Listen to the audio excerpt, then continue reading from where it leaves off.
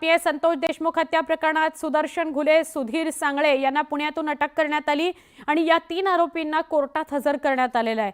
आरोपींना सरकारी वकील बाळासाहेब कोल्हे यांच्याकडून जास्तीत जास्त पोलीस कोठडी मिळावी अशी मागणी करण्यात आली आहे। 15 दिवसांच्या पोलीस कोठडीची मागणी करण्यात आलेली आहे। 15 दिवसांच्या पोलीस कोठडीची मागणी आहे। आता त्यावर कोर्ट काय निर्णय घेत आहे बघायचं। तिघांना आता कोर्टात हजर करण्यात आलंय। त्यातल्या दोघांना 15 दिवसांची पोलीस कोठडी मिळावी अशी मागणी करण्यात येते। हे दोघे कोण? तर हे दोघे मुख्य आरोपी सुदर्शन घुले आणि सुधीर सांगळे ज्यांना पुण्यातून ताब्यात घेण्यात आलेला आहे। तिसरा जो आहे तो सिद्धार्थ सोनवणे ज्याने लोकेशन सांगितलं या आरोपींना, तर त्याला सुद्धा आता काय कोर्टात त्याच्याविषयी सुनावणी होते हेही बघणं महत्त्वाचं आहे। पण वकील बाळासाहेब कोल्हे यांच्याकडून जास्तीत जास्त पोलीस कोठडी मिळावी या दोघांना अशी मागणी केली जाते। केच कोर्टात सुनावणी सुरू झालेली आहे। आपण काही क्षणांमध्ये या संदर्भातले अपडेट घेणार आहोत।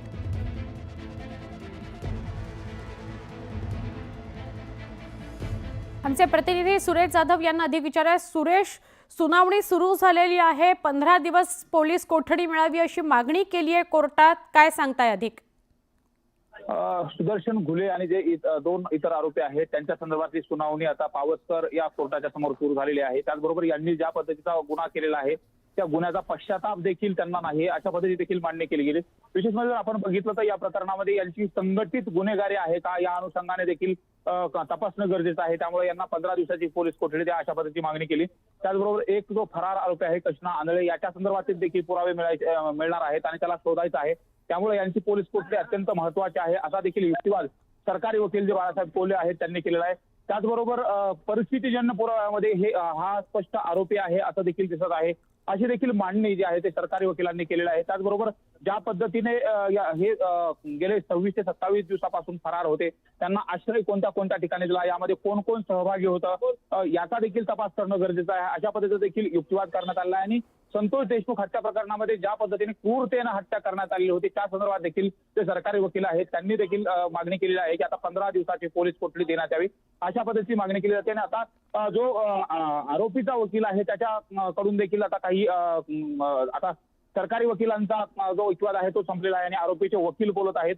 त्यामध्ये आरोपीचे वकील मांडणी करत असताना गुन्ह्यात वापरलेले जे काही म्हणजे सरकारी वकिलाकडून मागणी केली जाते की गुन्ह्यामध्ये जे काही वापरलेले शस्त्र आहेत ते देखील जप्त करायचे आहेत।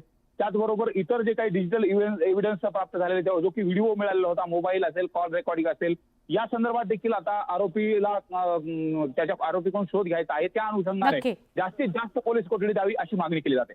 नक्की सुरेश, धन्यवाद। आपण सविस्तरपणे माहिती देताय त्याबद्दल। अधिक अपडेट तुमच्याकडनं आम्ही घेत राहणार आहोत। पण या प्रकरणाची व्याप्ती खूप मोठी आहे। नेमके या सगळ्यातले धागेदोरे कुठपर्यंत पोहोचतायत, मोठा मुख्य आकार नेमका कोण आहे हे सुद्धा समोर यायला हवं आणि इतक्या क्रूरतेने हत्या का केली हेही समोर यायला हवं।